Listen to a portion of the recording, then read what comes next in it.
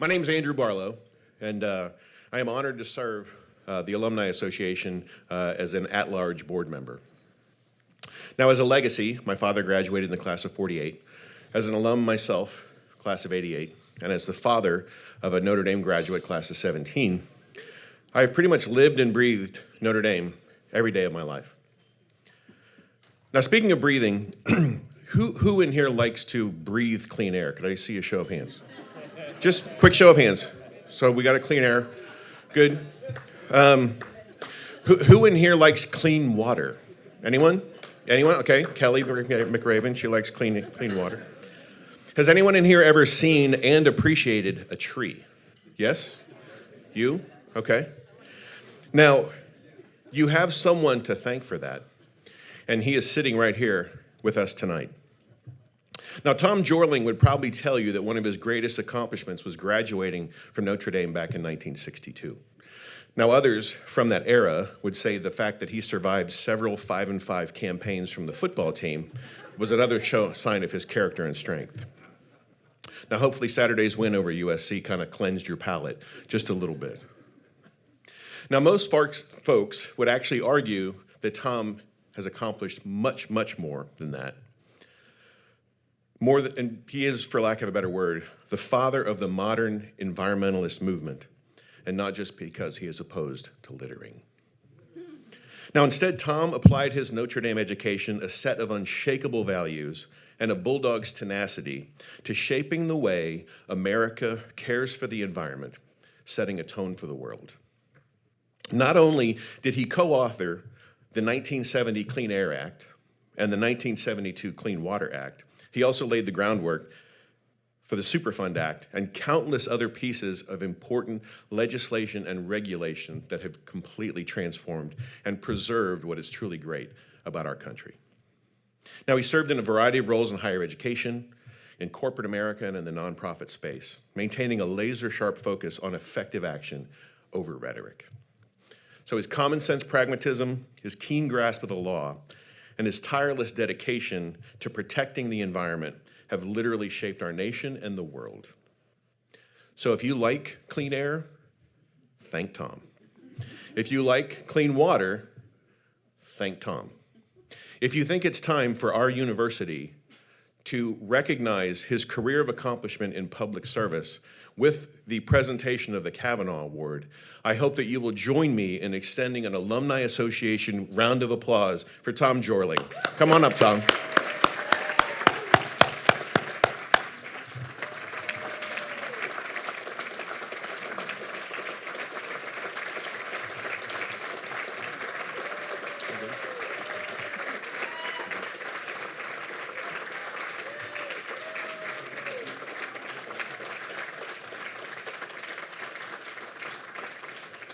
It's all yours. Thank you. Yes, sir.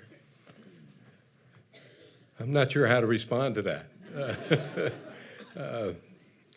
But thank you very much, Andrew. It is a pleasure to be here tonight and be with so many loyal alums and friends. So let me try and bring things back to earth a little bit. There are good and appropriate reasons why a person expresses gratitude and thanks upon receiving an award like the Cavanaugh Award. Anyone who is recognized for achievements in a career knows that success is a function of the assistance, the support, the inspiration, and the sacrifice of others. Family, colleagues along the way, and importantly in my case, some associated with spending 4 years at this university. The love and support of family is bedrock, yet it is members of the family that often pay a significant price in pursuing a career.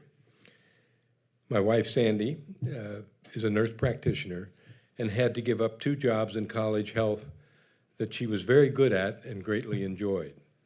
Daughters Julie and Mimi, Julie is here, on multiple occasions were uprooted from schools, friends, and familiar surroundings, and their resilience, their adaptability, and their support was the foundation of whatever success I, and more accurately, we enjoyed.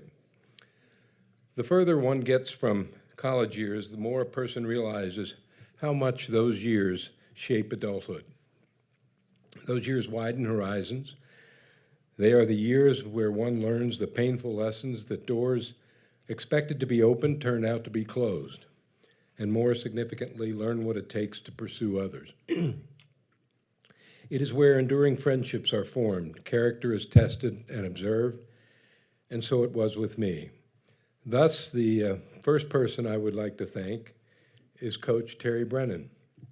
He took a risk offering a scholarship to a kid who did not play his senior year in high school, and while that risk did not pay off for him or the football program, by making 4 years and a college degree from ND, it certainly did for me.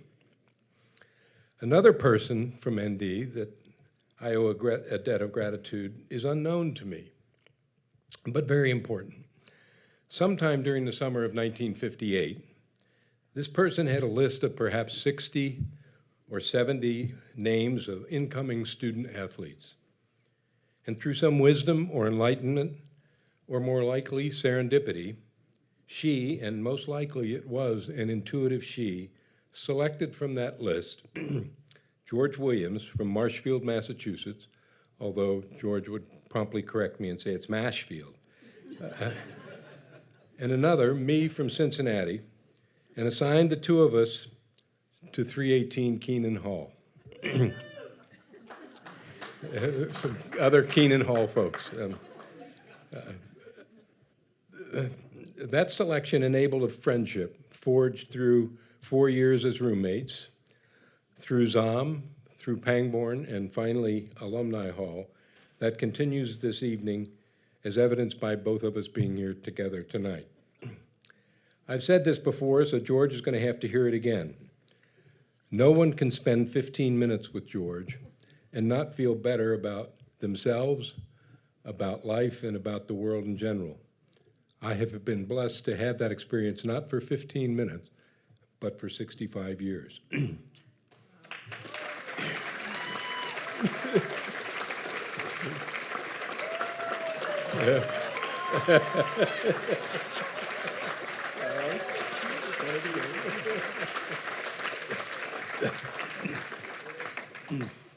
Another person at ND, Professor of Biology Bob McIntosh, and his wife Joan not only served as academic and intellectual mentors, but as very important sources of strength and guidance as those expected open doors closed and helped me to see and pursue others. As for public service and government, I owe thanks and appreciation to those that gave me the opportunity to serve. At the very young age of 28, Senators John Sherman Cooper, Howard Baker, and Ed Muskie trusted me to assist them in crafting, among others, as you've heard, the Clean Air Act and the Clean Water Act, that have done so much to assure a healthful and enjoyable environment for our citizens.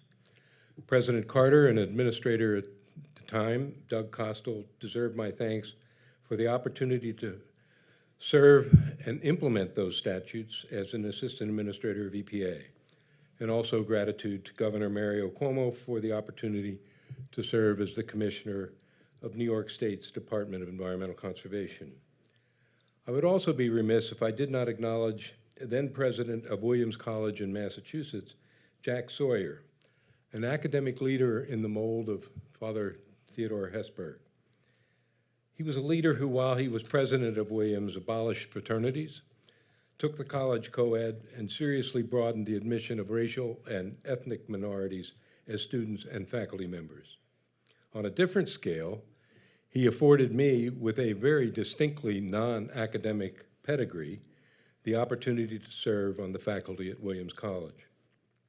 And of course, I must give heartfelt thanks to George and Arthur Murphy, who, the class of '69, who nominated me for this award. The three of us would come to a football game each year out here in South Bend, usually for what we called the California game, the S.C. or Stanford game in the middle of October.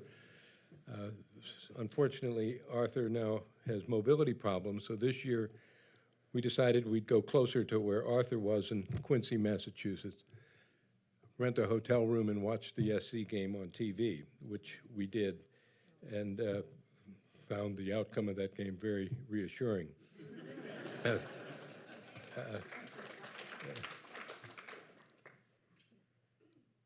As I stand here, I don't feel unusual, but rather feel selected as a representative of the thousands of graduates of the university who have, and more who will, day in and day out, in large ways and small, act to make their communities, the country, and the world a better place. I am honored to be, in effect, selected to represent them. So with that, I thank you, and go Irish. Yeah.